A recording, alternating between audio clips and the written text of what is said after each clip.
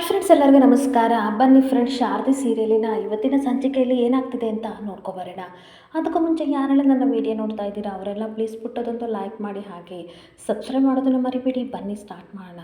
Friends, ಮೊದಲಿಗೆ ಇಲ್ಲಿ ಸಿದ್ದು ಸಿಕ್ಕಾಬಟ್ಟೆ ಖುಷಿಯಿಂದ ಹೊರಗಡೆ ವೆದರ್ ನೋಡ್ಕೊಂಡು ಕೂತಿರ್ಬೇಕಾದ್ರೆ ಅಲ್ಲಿಗೆ ಶಾರದಾ ಬರ್ತಾಳೆ. ಮಾವ, ಇವತ್ತು ನನ್ನ ಮನಸ್ಸಿಗೆ ಎಷ್ಟು ಆಗ್ರಹವಾಗಿದೆ ಗೊತ್ತಾ, ಇದಕ್ಕೆಲ್ಲ ಕಾರಣ ನೀವೇ. ಈ ಮನೆಯವರೆಲ್ಲ ನನ್ನನ್ನು ಒಪ್ಕೋಬೇಕು ಅಂತ ನಾನು ಅಂದ್ಕೊಂಡಿದ್ದೆ, ಆದರೆ ಇವಾಗ ಸುಮಿತ್ರಮ್ಮ ಹಾಗೆ ದಶರಥ ಸರ್ ಇಬ್ಬರು ಸಹ ನನ್ನನ್ನು ನಿಮಗೆ ದಾರಿ ಏರ್ಕೊಡ್ತಿದ್ದಾರಲ್ಲ, ಅದನ್ನಂತೂ ನೋಡಿ ನನ್ನ ಮನಸ್ಸು ತುಂಬಿ ಬರ್ತಿದೆ. ಇದಕ್ಕೆಲ್ಲ ಕಾರಣ ನೀವು ಮಾವ ಅಂತ ಖುಷಿ ಪಡ್ತಾ ಇರ್ತಾಳೆ. ಹಾಗೆ ಮಾವ, ಥ್ಯಾಂಕ್ ಯು ಸೋ ಮಚ್ ಅಂತ ಕೈ ಮುಗಿತಿರ್ಬೇಕಾದ್ರೆ, ಇದೇನು ಶಾರದವ್ರೆ ನನಗೆ ನೀವು ಕೈ ಮುಗಿತಿದ್ದೀರಲ್ಲ ಅಂತ ಅಂದಾಗ, ಹೌದು ಮಾವ, ಮುಗಿಬೇಕು, ಇದಕ್ಕೆಲ್ಲ ನೀವೇ ಮೇನ್ ಕಾರಣ.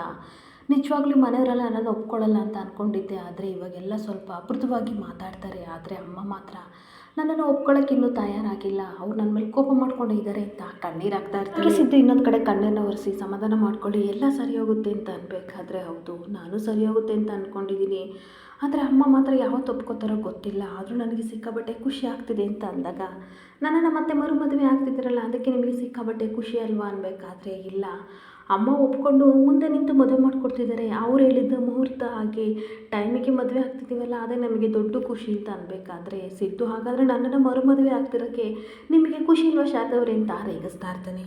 ಹಾಗೆ ಆಗಲ್ಲ ಹೋಗಿ ಮಾವ ಅಂತ ಅನ್ಬೇಕಾದ್ರೆ, ಏನು ಶಾರದವ್ರೆ ಈ ರೀತಿ ಹೇಳ್ತಿದ್ದೀರಾ, ಮೊದಲು ಮದುವೆ ಆಗ್ತಿರ್ಬೇಕಾದ್ರೆ ಮುಖನ ಉಫ್ ಅಂತ ಮಾಡ್ಕೊಂಡಿದ್ರಿ, ಇವಾಗ ಮದುವೆ ಆಗ್ತಿರ್ಬೇಕಾದ್ರೆ ಅಟ್ಲೀಸ್ಟ್ ಐ ಲವ್ ಯು ಅಂತ ಹೇಳಿ, ಇಲ್ಲ ಅಂತಂದರೆ ಮಂಟಪದಲ್ಲಿ ನಾನು ಬೇರೆ ಯಾರಿಗಾದ್ರೂ ತಾಳಿ ಕಟ್ತೀನಿ ಅಂತ ಅಂದಾಗ, ಮಾವ ನಿಮ್ಮದು ಅತಿ ಆಯಿತು ಅಂತ ರೇಗಿಸ್ತಾ ಇರ್ತಾಳೆ. ಇನ್ನೇನು ಮತ್ತೆ ಶಾರದಾ ಅವರೇ, ಪ್ಲೀಸ್ ಐ ಲವ್ ಯು ಅಂತ ಒಂದೇ ಒಂದು ಸಲ ಹೇಳಿ ಅಂತ ಸಿಕ್ಕಾಪಟ್ಟೆ ರಿಕ್ವೆಸ್ಟ್ ಮಾಡಿಕೊಂಡು ಕೇಳ್ತಿರ್ಬೇಕಾದ್ರೆ, ಶಾರದಾ ನಾಚ್ಕೊಂಡು ಹೋಗ್ತಾ ಇರ್ತಾಳೆ. ಶಾರದಾ ಅವರೇ, ಪ್ಲೀಸ್ ನಿಂತ್ಕೊಳ್ಳಿ, ಈ ಥರ ನಾಚ್ಕೊಂಡು ಹೋಗ್ಬೇಡಿ, ನನಗೆ ಐ ಲವ್ ಯು ಅಂತ ನೀವು ಇವತ್ತು ಹೇಳಲೇಬೇಕು ಅಂತ ಅಂತಿರ್ಬೇಕಾದ್ರೆ, ಅದೆಲ್ಲ ಆಗಲ್ಲ ಅಂತ ಶಾರದಾ ನಿಂತಿರ್ಬೇಕಾದ್ರೆ, ಸಿದ್ದು ಕೋಪ ಮಾಡಿಕೊಂಡು ಆ ಕಡೆ ಮುಖ ಮಾಡಿಕೊಂಡು ನಿಂತ್ಕೋತಾನೆ.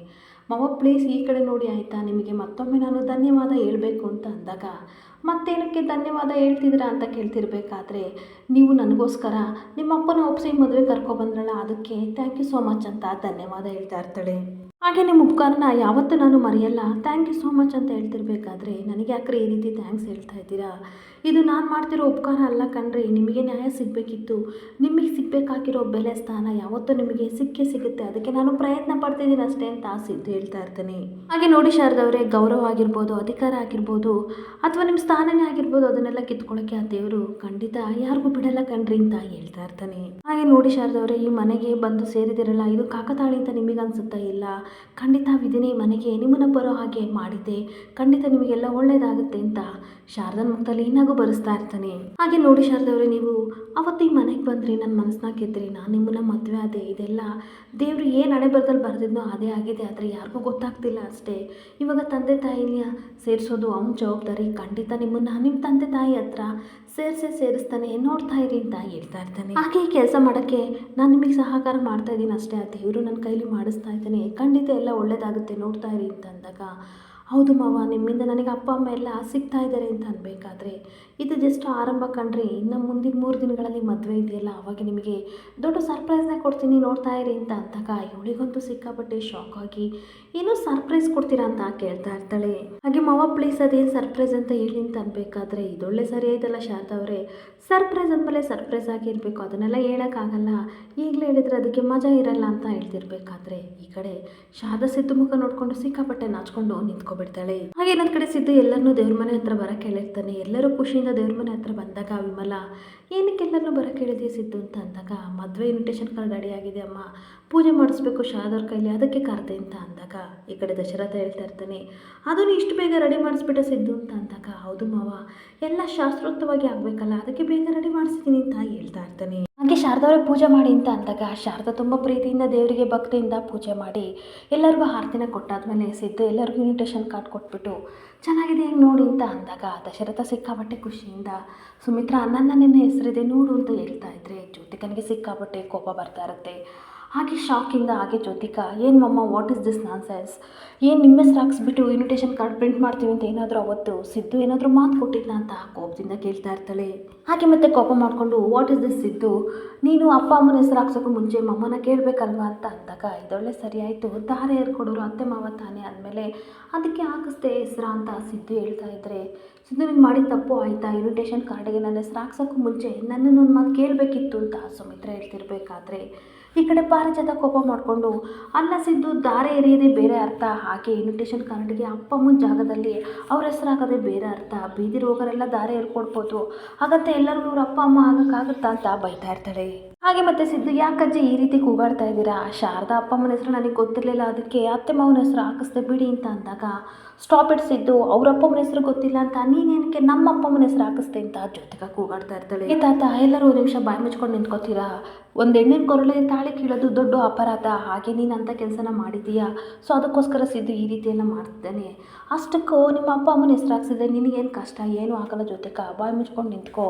ಅಲ್ಲ ಕಣಮ್ಮ ಸುಮಿತ್ರ, ಇದರಲ್ಲಿ ಬೇಜಾರು ಮಾಡ್ಕೊಳ್ಳೋ ಅಂಥದ್ದು ಏನಿದೆ, ನಿನಗೇನಕ್ಕೆ ಅಷ್ಟು ಬೇಜಾರಾಗ್ತಾ ಇದೆ, ಹಾಕ್ಸಿಸ್ತಾನೆ ಬಿಡು, ನಾವು ಮಾಡಿದ ತಪ್ಪಿಗೆ ಇದು ಪಶ್ಚಾತ್ತಾಪ ಅಷ್ಟೇ ಅಂತ ತಾತ ಹೇಳ್ತಿರ್ಬೇಕಾದ್ರೆ ಇನ್ನೊಂದು ಕಡೆ ದಶರಥ, ಹೌದು ಅಪ್ಪ ನನಗೇನಿದ್ರಲ್ಲಿ ತಪ್ಪು ಅಂತ ಕಾಣಿಸ್ತಿಲ್ಲ ಅಂತ ಅಂದಾಗ ಸಿದ್ದು ತುಂಬ ಖುಷಿಯಿಂದ ಇಬ್ಬರಿಗೂ ಥ್ಯಾಂಕ್ಸ್ ಹೇಳ್ತಾ ಇರ್ತಾನೆ. ಹಾಗೆ ಮತ್ತೆ ಸಿದ್ದು ಹೇಳ್ತಾ ಇರ್ತಾನೆ, ಎಲ್ಲ ಶಾಸ್ತ್ರೋಕ್ತವಾಗಿ ಆಗಬೇಕಲ್ಲ, ಅದಕ್ಕೆ ಈ ರೀತಿ ಮಾಡ್ತಾ ಇದ್ದೀನಿ ಅಂತ ಅಂದಾಗ ನೀನು ಹೇಳ್ತಾ ಇರೋದು ಕರೆಕ್ಟಾಗಿದೆ ಸಿದ್ದು, ಆದರೆ ಎಲ್ಲ ಶಾಸ್ತ್ರವಾಗಿ ನಡಿಬೇಕು ಅಂತ ಅಂದರೆ ನಮ್ಮ ಹತ್ರ ಟೈಮ್ ಇಲ್ಲ, ಅರೇಂಜ್ಮೆಂಟ್ ಎಲ್ಲ ಯಾವಾಗ ಮಾಡೋದು ಅಂತ ದಶರಥ ಕೇಳ್ತಾ ಇರ್ತಾರೆ. ಹಾಗೆ ಇನ್ನೊಂದು ಕಡೆ ಪಾರಿಜಾತ, ಅಲ್ಲ ಎಲ್ಲ ಶಾಸ್ತ್ರದ ಪ್ರಕಾರ ಆಗಬೇಕು ಅಂತಂದರೆ ಇವರೇನು ಮೊದಲನೇ ಮದುವೆ ಆಗ್ತಿದಾರ, ಇದು 2ನೇ ಸಲ ತಾನೇ, ಸುಮ್ಮನೆ ದೇವ್ರ ಮುಂದೆ ನಿಂತ್ಕೊಂಡು ತಾಳಿ ಕಟ್ಸೋಕ್ಕಾಗಲ್ವಾ ಅಂತ ಕೊಂಕು ಮಾತಾಡ್ತಿರ್ಬೇಕಾದ್ರೆ ತಾತ ಕೋಪ ಮಾಡಿಕೊಂಡು, ನಮಗೇನಾದರೂ ಗೊತ್ತಾಗಲಿಲ್ಲ ಅಂತಂದರೆ ಸುಮ್ಮನೆ ನಿಂತ್ಕೋಬೇಕು, ಅದನ್ನು ಬಿಟ್ಬಿಟ್ಟು ಕೊಂಕು ಆಗಿ ನೀನು ಮಾತಾಡೋಕ್ಕೆ ಹೋಗ್ಬೇಡ ಪಾರಿಜಾತ, ಬಾಯಿ ಮುಚ್ಕೊಂಡು ನಿಂತ್ಕೊಂತ ಬೈತಾ ಇರ್ತಾರೆ. ಹಾಗೆ ನೋಡು ಸಿದ್ದು, ನಮ್ಮಿಂದ ತಪ್ಪಾಗಿದೆ, ಆದರೆ ಈಗ ಅದನ್ನು ಸರಿ ಮಾಡ್ತಾ ಇದ್ದೀವಿ, ನಿನಗೆ ಏನು ಇಷ್ಟನೋ ಹಾಗೆ ಯಾವ ರೀತಿ ನೀನು ಮದುವೆ ಆಗಬೇಕು ಅಂತ ಅಂದ್ಕೊಂಡಿದ್ದೀವೋ ಅದೇ ರೀತಿ ಆಗಪ್ಪ, ಅದೇ ರೀತಿ ಅರೇಂಜ್ಮೆಂಟ್ ಮಾಡ್ಕೊ ಅಂತ ತಾತ ಒಪ್ಪಿಗೆ ಕೊಟ್ಟಿದ ತಕ್ಷಣ ಈ ಕಡೆ ಜ್ಯೋತಿಕನಿಗೆ ಸಿಕ್ಕಾಪಟ್ಟೆ ಕೋಪ ಬರ್ತಾ ಇರುತ್ತೆ.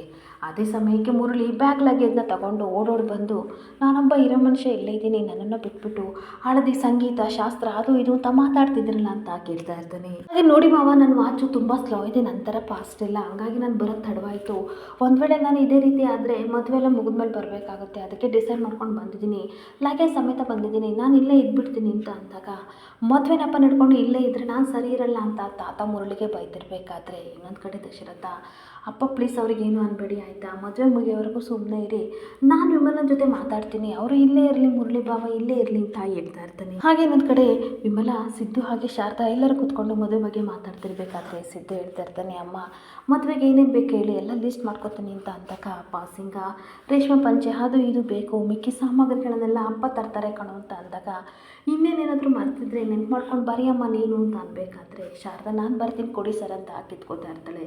ಹಾಗೆ ನೋಡಿ ಶಾರದಾ ಅವರೇ, ನೀವು ಮುಜುಗರ ಪಡ್ಕೊಳ್ಳೋಂಗಿಲ್ಲ, ಮೆಹಂದಿ ಶಾಸ್ತ್ರ, ಹಳದಿ ಶಾಸ್ತ್ರ, ದಾರೆ ಇದಕ್ಕೆಲ್ಲ ಒಳ್ಳೊಳ್ಳೆ ರೇಷ್ಮೆ ಸೀರೆನ ತೊಗೊಂಡು ತುಂಬ ಖುಷಿಯಿಂದ ನೀವು ಮಿಂಚಬೇಕು ಅಂತ ಅನ್ಬೇಕಾದ್ರೆ ಸಿದ್ದು, ನೀನು ಅಷ್ಟೇ ಕಣೋ, 3-4 ಜೊತೆ ರೇಷ್ಮೆ ಪಂಚೆ ಶರ್ಟ್ ಎಲ್ಲ ತೊಗೋಬೇಕು, ಆ ಮದುವೆ ನನಗೆ ಯಾವ ಖುಷಿಯೂ ಸಿಗಲಿಲ್ಲ, ಆದರೆ ಇವತ್ತು ತುಂಬ ಖುಷಿಯಿಂದ ನೀನು ಓಡಾಡ್ಕೋಬೇಕು, ಆ ರೀತಿ ರೆಡಿಯಾಗು ಅಂತ ವಿಮಲ ಸಿದ್ದು ಶಾರದಾ ಇಬ್ಬರಿಗೂ ಸಹ ಹೇಳ್ತಾ ಇರ್ತಾಳೆ. ಹಾಗೆ ಅಷ್ಟೊತ್ತಿಗೆ ದೀಪ ಬರ್ತಾಳೆ, ಅಮ್ಮಮ್ಮ ಇನ್ನು 3 ದಿನದಲ್ಲಿ ಅಪ್ಪ ಅಮ್ಮನ ಮದುವೆ ಇದೆಯಲ್ಲ, ನನಗೆ ಹೊಸ ಬಟ್ಟೆ, ಮ್ಯಾಚಿಂಗ್ ಸ್ಲಿಪ್ಪರು, ಬಳೆ, ಬ್ಯಾಂಗಲ್ಸ್, ಸರ ಎಲ್ಲ ಕೊಡಿಸ್ತೀರಲ್ವ ಅಂತ ಅಂದಾಗ ಖಂಡಿತ ಮಗಳೇ ನಿನಗೆಲ್ಲ ಕೊಡಿಸ್ತೀನಿ ಅಂತ ವಿಮಲ ಹೇಳ್ತಿರ್ಬೇಕಾದ್ರೆ, ಹಾಗಾದರೆ 3 ಡೇಸ್ ನನಗೆ ಸ್ಕೂಲಿಗೆ ರಜೆ ಅಲ್ವಾ, ನಾನು ಹಾಕ್ಕೊಂಡು ಎಲ್ಲ ಕಡೆ ಓಡಾಡಬೇಕು, ಡ್ಯಾನ್ಸ್ ಮಾಡಬೇಕು, ಹಾಗೆ ಘಮ ಅಂತ ಪರಿಮಳದ ಸ್ಮೆಲ್ ಬರುತ್ತಲ್ಲ, ಆ ನೀರನ್ನ ಎಲ್ಲರ ಮೇಲೆ ನಾನು ಹಾಕಬೇಕು ಅಂತ ಅಂದಾಗ ಖಂಡಿತ ನಿನಗೆ ಯಾವ ರೀತಿ ಇಷ್ಟನೋ ಅದೇ ರೀತಿ ಡ್ರೆಸ್ ಹಾಕ್ಕೊಂಡು ಸಿಕ್ಕಾಪಟ್ಟೆ ಖುಷಿಯಿಂದ ಅಪ್ಪ ಅಮ್ಮನ ಮದುವೆನ ಎಂಜಾಯ್ ಮಾಡು ಮಗಳೇ ಅಂತ ವಿಮಲ ಹೇಳ್ತಾ ಇದ್ರೆ ದೀಪು ಅಂತೂ ನಮ್ಮ ಅಪ್ಪ ಅಮ್ಮನ ಮದುವೆ ಅಂತ ಸಿಕ್ಕಾಪಟ್ಟೆ ಖುಷಿ ಪಡ್ತಾ ಇರ್ತಾಳೆ. ಹಾಗೆ ಸರಿ ಪುಟ್ಟ ನೀನು ಆಟಾಡ್ಕೊ ಹೋಗು ಅಂತ ದೀಪನ ಕಳ್ಸಿದ್ಮೇಲೆ ವಿಮಲ ನನಗೊಂದು ಸ್ವಲ್ಪ ಕೆಲಸ ಇದೆ ಅಂತ ಹೋಗ್ತಾ ಇದ್ರೆ ಇನ್ನೊಂದು ಕಡೆ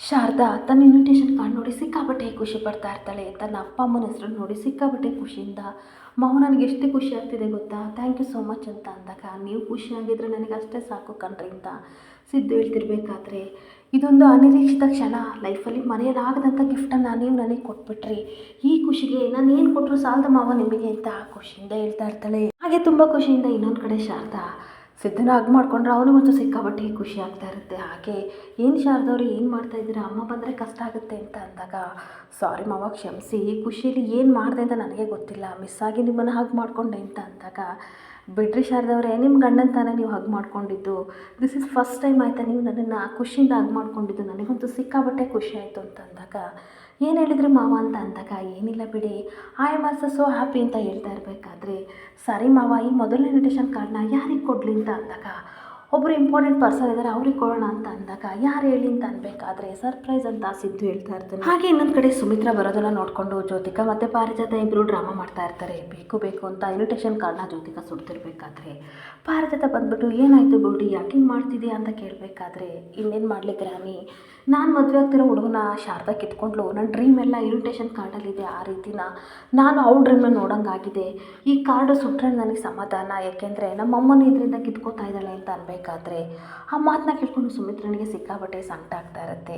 ಆದರೂ ಕೊಂಡು ನೀನು ಇನ್ವಿಟೇಷನ್ ಕಾರ್ಡನ್ನ ಸುಟ್ಟಾಕ್ಬಾರ್ದಿತ್ತು, ಯಾಕಿಂತ ಕೆಲಸ ಮಾಡ್ತಿದ್ದೀಯಾ ಅಂತ ಅನ್ಬೇಕಾದ್ರೆ ನಮ್ಮಮ್ಮ ನನ್ನ ಕೈ ತಪ್ಪಿ ಹೋಗ್ತಿದ್ದಾರೆ, ಅದಕ್ಕೆ ನನಗೆ ಸಿಕ್ಕಾಪಟ್ಟೆ ಸಂಕಟ ಆಗ್ತಿದೆ ಅಂತ ಡ್ರಾಮಾ ಮಾಡ್ತಾ ಇರ್ತಾಳೆ. ಹಾಗೆ ಮತ್ತೆ ಪಾರಿಜಾತ ಸಮಾಧಾನ ಮಾಡಿಬಿಟ್ಟು ನೋಡಿಕೊಳ್ಳಿ ನೀನು ತಲೆ ಕೆಡಿಸ್ಕೋಬೇಡ, ನಿಮ್ಮಮ್ಮನ ಗುಣ ಎಂಥದ್ದು ಅಂತ ನಿನಗೆ ತುಂಬ ಚೆನ್ನಾಗಿ ಗೊತ್ತು, ಅಷ್ಟು ಸುಲಭವಾಗಿ ಆ ಶಾರದಾ ನಿಮ್ಮಮ್ಮನ ಕಿತ್ಕೊಳ್ಳೋಕ್ಕಾಗಲ್ಲ, ಸುಮಿತ್ರನ ಒಳ್ಳೆ ಗುಣ ನಿನಗೆ ಗೊತ್ತಿಲ್ವಾ ಅಂತ ಹೇಳ್ತಾ ಇರಬೇಕಾದ್ರೆ ಜ್ಯೋತಿಕಾ ಡ್ರಾಮಾ ಮಾಡಿಕೊಂಡು ಕಣ್ಣೀರಾಗ್ತಾ ಇರ್ತಾಳೆ.